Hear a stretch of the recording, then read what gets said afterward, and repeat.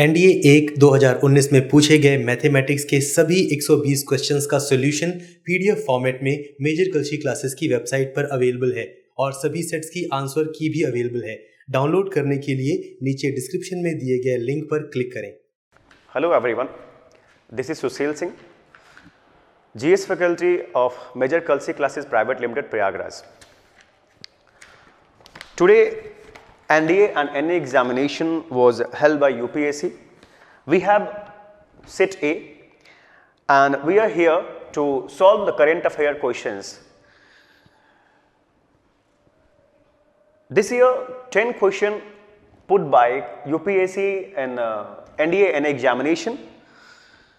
We start from question number 136. The first question is, consider the following description of the Samadhi of a former Prime Minister of India. Central Samadhi platform comprised 9 square black polished granite solid stone block capped with a diya in a center. The number 9 holds significance and represent the Navras, Navratra and Navgraha. The placement of the 9 square Samadhi is in a circular lotus shape pattern. The 9 square platform is assisted in 4 cardinal direction by pathway made in white composite tiles so that the floor doesn't get heated. Identify the Samadhi. Option A Shakti Asthal, option B Shantivan, option C Sadaiv Atal and option D Veer Bhumi. First of all, previous year former Prime Minister and Bharat Ratna Mr. Atal Bihari Vajpayee passes away on 16th of August 2018, and on 25th of December 2018 Mr. Modi inaugurated Sadaiv Atal Samadhi of late Sri Atal Bihari Vajpayee ji. So option C Sadaiv Atal is correct. 137. IMBEX is a joint exercise conducted regularly between Army of India and option A Malaysia, option B Maldives, option C Mauritius and option D Myanmar. First of all, IMBEX exercise recently held in Chandi Mandir between Indian and Myanmar Army, and this year the IMBEX is second edition. IMBEX second edition. So option D Myanmar is correct. 138. Who among the following was awarded the Hindu Prize in Fiction category for the year 2018? Option A Neelam Saran Gaur, option B N Kalyan Raman, option C Manoranjan Bayapari, option D Aurav Sinha. This year Neelam Saran Gaur awarded by the Hindu Prize in Fiction category for her work Requiem in Raga Janki. So option A Neelam Saran Gaur is correct. Now question number 139.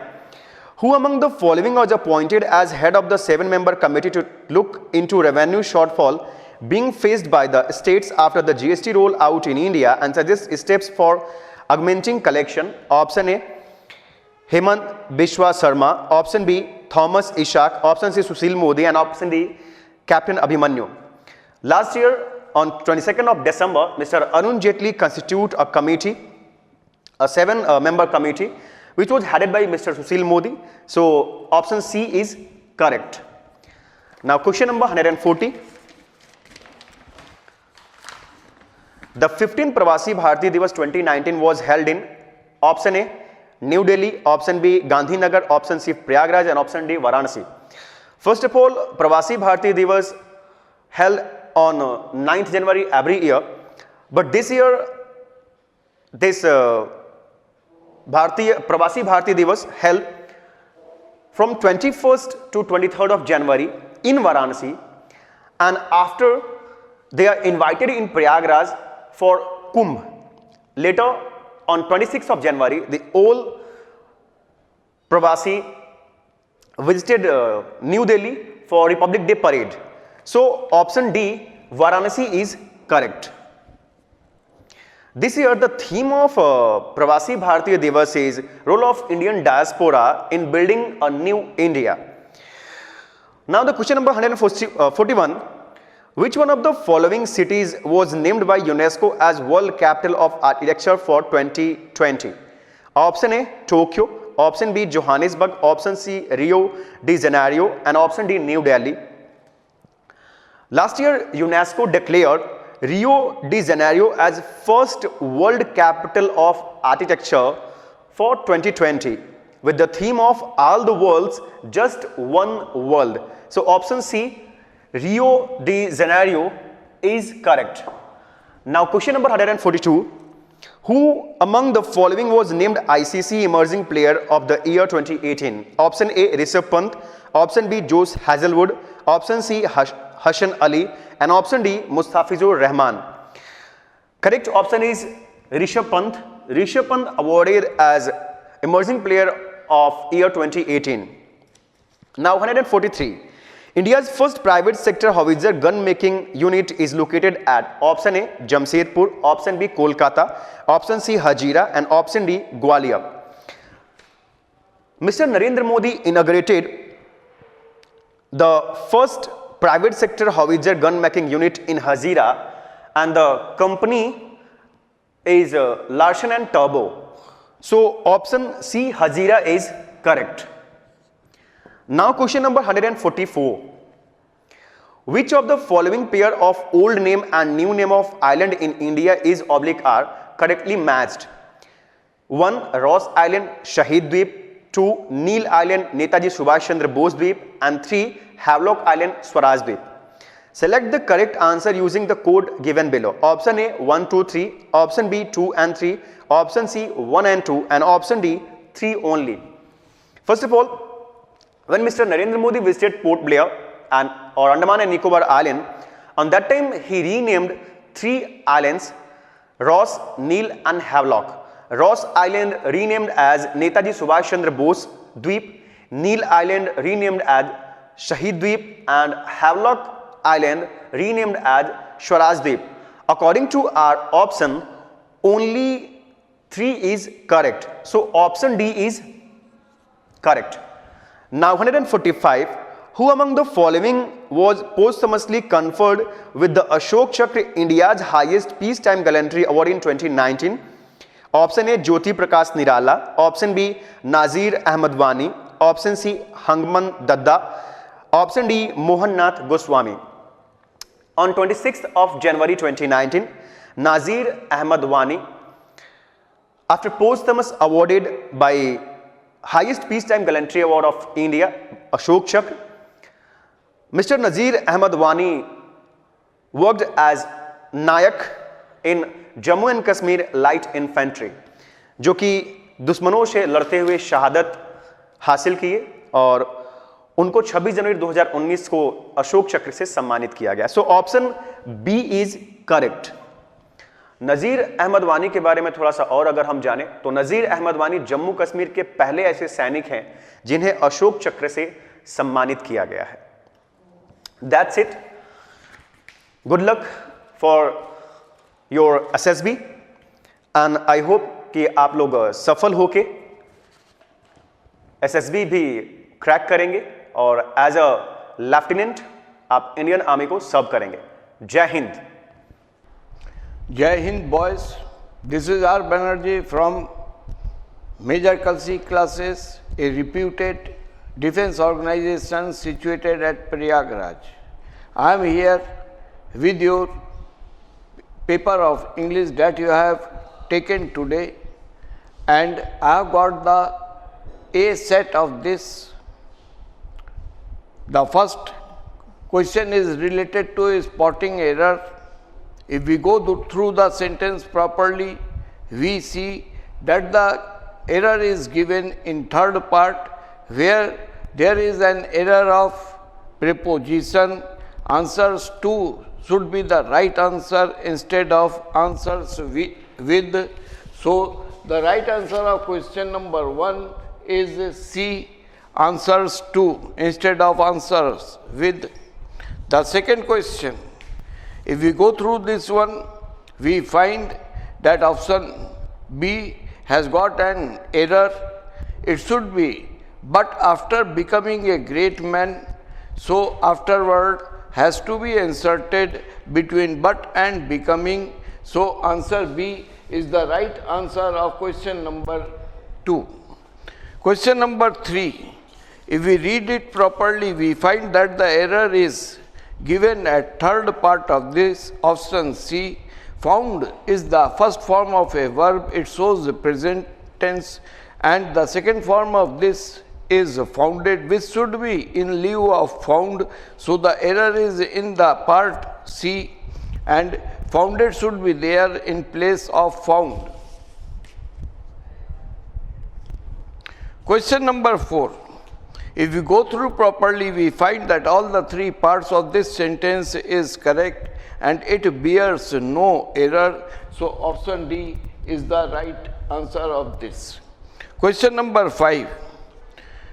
If we see the beginning word of this, from 30 years, we know that in perfect continuous tense we use for and since, and from is used in future tense.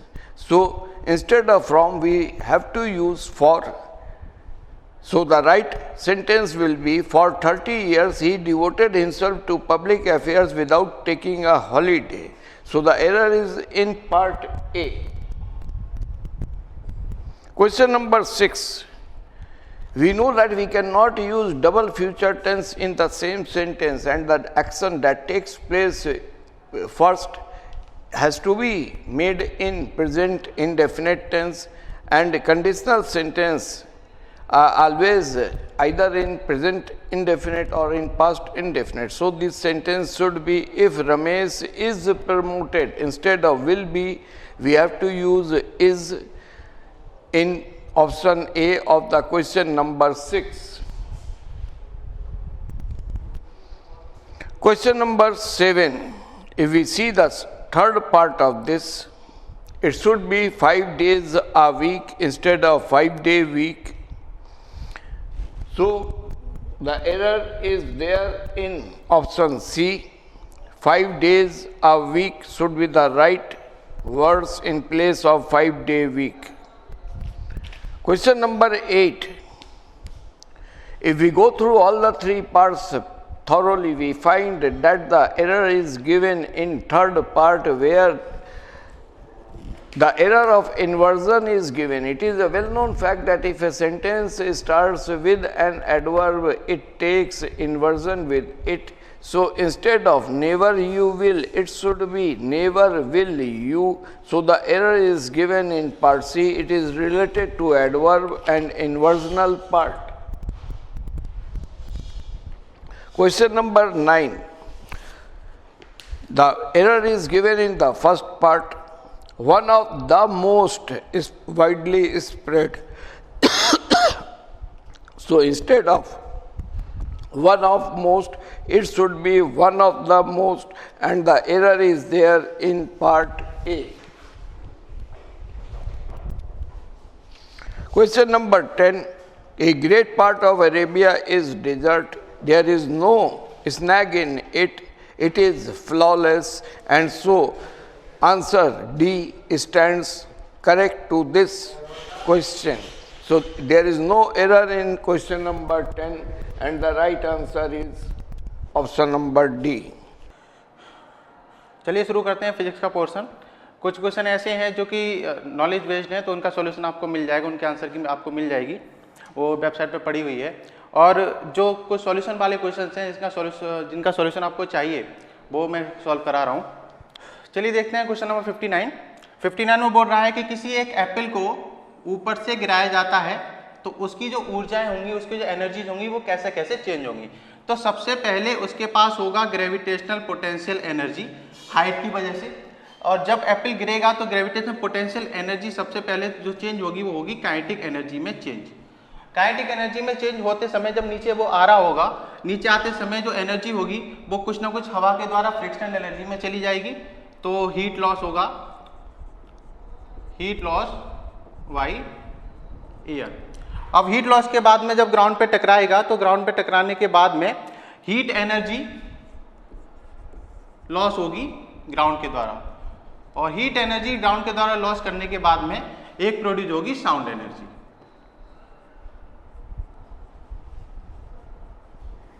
तो इस तरह से हमारा चलेगा, सबसे पहले gravitational potential energy, फिर kinetic energy, फिर हीट लॉस बाय एयर, फिर हीट लॉस उसमें जो हीट लॉस होगी वो हीट एनर्जी में टकराने के बाद होगी, उसके बाद साउंड एनर्जी होगी। तो हमारा जो ऑप्शन हो जाएगा करेक्ट, वो ऑप्शन हो जाएगा 59 का सी।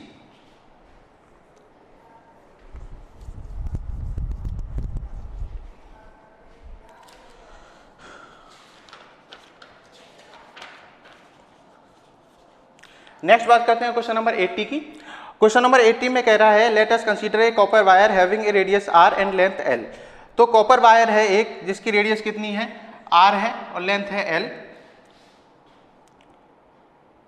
And its resistance is r। इसकी रेजिस्टेंस कितनी है r है। If the radius of the another copper wire is 2r and length is l/2। अगर दूसरा हमारे पास कॉपर वायर है, इसकी रेडियस कितनी है 2r है और इसका लेंथ कितना है l/2 है, then the resistance of this wire will B.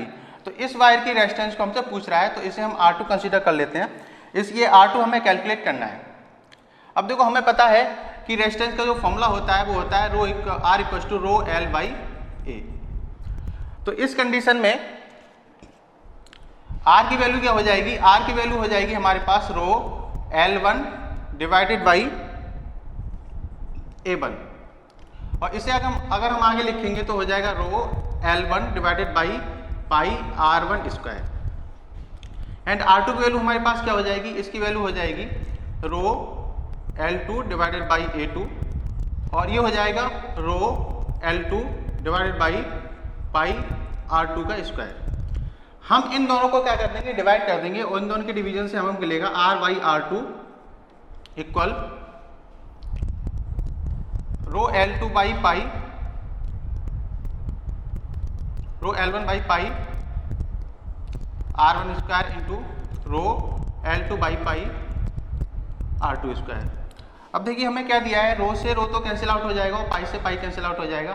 हमारे पास जो बचेगा, हमारे पास जो बचा वो है आ गया L1 by L2 into R2 by R1 का स्क्वायर। अब देखिए हम वैल्यूज रखेंगे यहाँ पे L1 बाई L2। L1 की वैल्यू कितनी है, L है और L2 की वैल्यू कितनी है, L/2 है। R2 की वैल्यू कितनी है, R2 की वैल्यू 2R है तो 2R का स्क्वायर और इसकी वैल्यू कितनी है, इसकी वैल्यू R है तो R का स्क्वायर। इससे ये कट जाएगा और इससे ये कट गया तो ये हमारे पास आ जाएगा 8। यहां से हमारे पास आ गया R/R2 इक्वल 8 एंड R2 की वैल्यू हमारे पास आ गई R/8। तो ऐसा ऑप्शन हम देखेंगे कि हमारा जो ऑप्शन होगा वो डी सही हो जाएगा 80 का। चलते हैं नेक्स्ट क्वेश्चन की तरफ।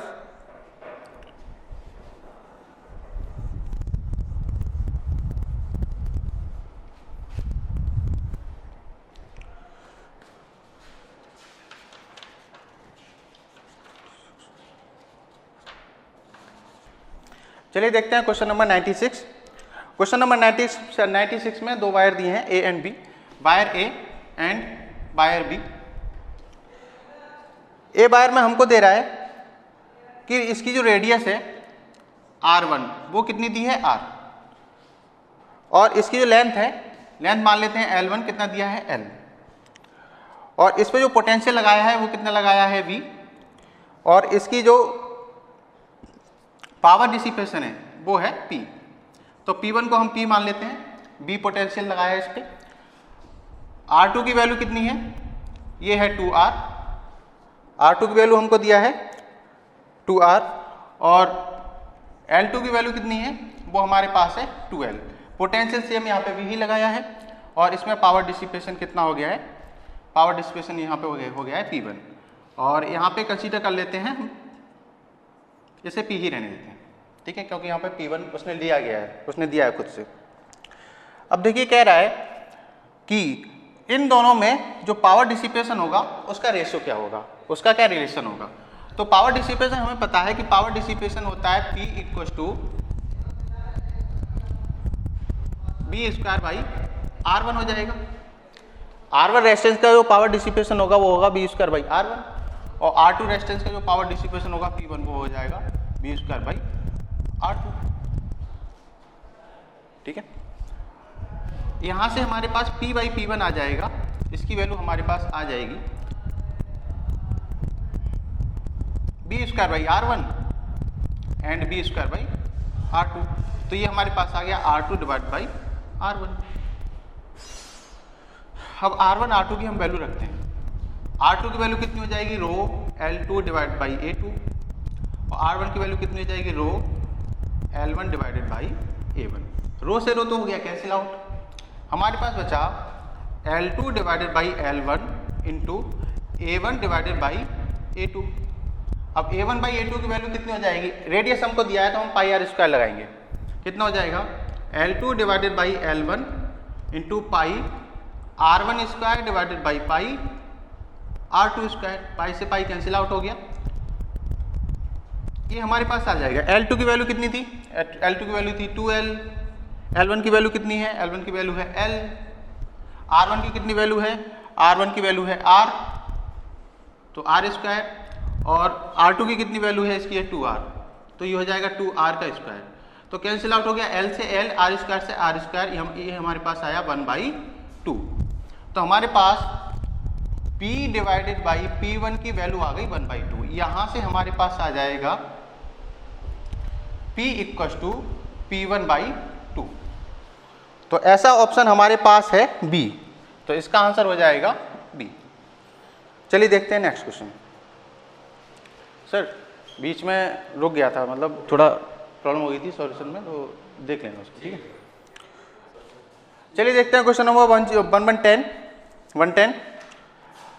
Suppose there are two planets 1 and 2 having the same density and their radii are R1 and R2। अब देखिए हमें दो प्लेनेट दिए हैं, एक की रेडियाई कितनी है R1 और एक की रेडियाई कितनी है R2, and R1 is greater than R2। दोनों की जो डेंसिटी है वो दोनों की सेम है, सेम डेंसिटी है। तो हमें पता है कि अगर हम G1 कैलकुलेट करेंगे तो G1 की वैल्यू हो जाएगी G m1 by R1 square, और G2 की वैल्यू हो जाएगी G m2 by R2 square. लेकिन हमें मास तो दिया नहीं है, तो क्या हो जाएगा इसका, G जो मास की वैल्यू हो जाएगी वो हो जाएगी डेंसिटी इंटू वॉल्यूम। तो हम लगा देंगे डेंसिटी इंटू वॉल्यूम की वैल्यू हो जाएगी 4/3 पाई R1 cube divided by R1 square. तो यहाँ से क्यूब से स्क्वायर कट गया, तो हमारे पास फाइनली आया 4/3 पाई R1। सेम वे में यहाँ से हमारे पास आएगा 4/3 पाई R2 का क्यूब डिवाइडेड बाई R2 का स्क्वायर। यहाँ से ये कट जाएगा और हमारे पास आ जाएगा 4/3 पाई R2।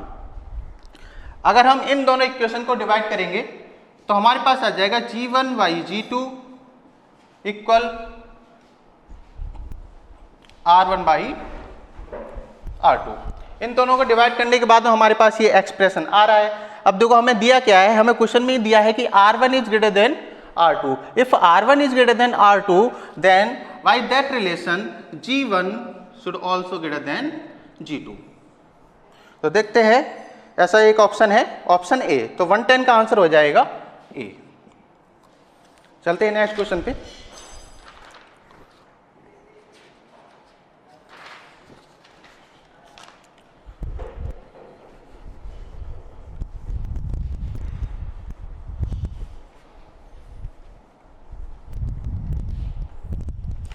Question number 112।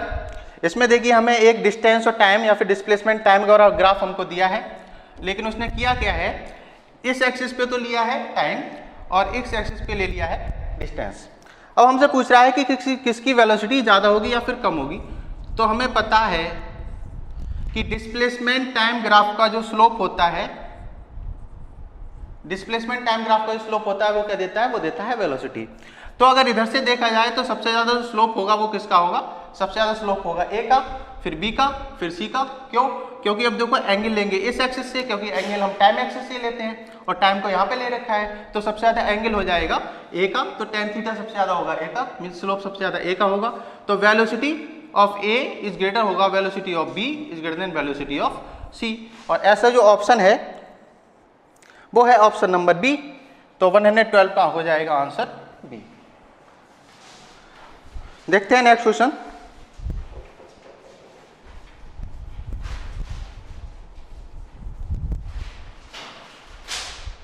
नेक्स्ट है क्वेश्चन नंबर 114। इसमें ग्राफ दिया है मोशन का और दो तरह से इसका वीटी ग्राफ दिया है, वेलोसिटी यहाँ लिया है, टाइम यहाँ लिया है। एक ग्राफ तो ऐसे है, एक ग्राफ फिर इस तरह से। अब उसमें कह रहा है कि कौन सा इसमें एक्सीलरेटेड मोशन है और कौन सा डी एक्सीलरेटेड मोशन है। तो एक्सीलरेटेड मोशन देखिए क्या होता है, जब वेलोसिटी बढ़ती है तो एक्सीलरेटेड मोशन होता है, और इसमें देखिए टाइम के साथ में जो वेलोसिटी बढ़ रही है वो ये वाली बढ़ रही है। इसका जो स्लोप है वो कैसा है, पॉजिटिव है, और इसका जो स्लोप है वो कैसा है, निगेटिव है। अब स्लोप नेगेटिव होने का मतलब होता है एक्सीलरेशन नेगेटिव होना, और स्लोप पॉजिटिव होने का मतलब होता है एक्सीलरेशन पॉजिटिव होना। तो एक्सीलरेशन जब पॉजिटिव होगा तो एक्सीलरेशन होगा, एक्सीलरेटेड बॉडी होगी, और एक्सीलरेशन जब नेगेटिव होगा तो रिटार्डेड बॉडी होगी, डीएक्सीलरेटेड बॉडी होगी। तो पहले तो एक्सीलरेशन की अगर बात कर रहा है तो यहाँ पे जो कर्व है सी डी वो हो जाएगा एक्सीलरेटेड, और यहाँ पे जो कर्व है ए बी वो हो जाएगा रिटार्डेड, डीएक्सीलरेटेड। तो पहले हो जाएगा C D and then A B. तो ऐसा जो ऑप्शन है वो है ऑप्शन नंबर सी। तो ये हो जाएगा correct answer. Hello everyone, my name is Rahul Singh. I am chemistry faculty of Major Kalsi classes. Let us take the chemistry and biology portion of your today's ND exam, and we start from the 51 question number. This question was related about your cell structure. Its answer is plasma membrane, that is answer number is D. And next one is 52. In the 52 question number, that nucleic acid is not present in the ribosomes. And next proceed to the question number 54. And which one of the following has a vascular tissues, penicillium marcella? Answer number 54 का सही सी सही हो जाएगा। 57 में which one of the following has a, मतलब atoms के बीच में कौन सी एनर्जी होती है, that is your chemical energy. And next proceed to the question number 60, and this question number is which one of the following is clean fuel? देखिए clean fuel में क्या होता है आपका, answer number is your propane, and propane is and next one is the isoelectronic species. isoelectronic species का मतलब ये होता है कि जिसमें इलेक्ट्रॉन की संख्या समान होती है, that is Na+ and O2-, and 64 का B सही हो जाएगा। which one of the following is used a binder in the pens? Binder in paints में हम सिलिकॉन्स का यूज़ करते हैं, इसलिए 65 का आपका आंसर सही हो जाएगा, that is D. And next proceed to this question number 79, and 79 is the what is the melting point of iron? Iron का मेल्टिंग पॉइंट होता है 1500 degree Celsius.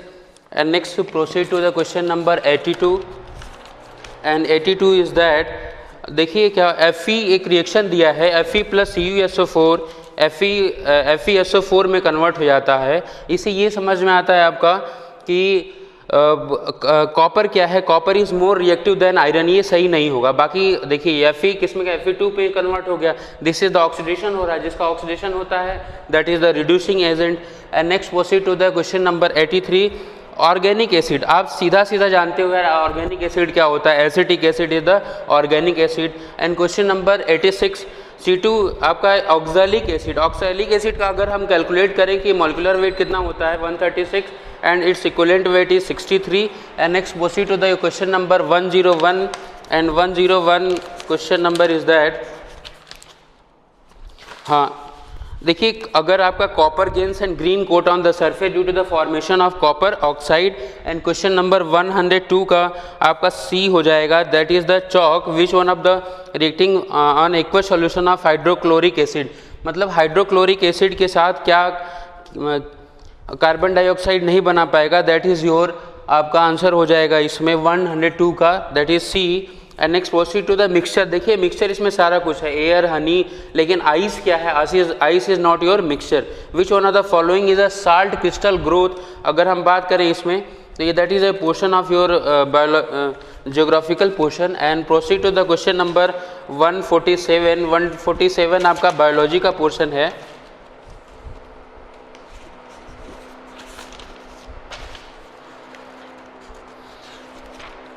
And 147 question number is that,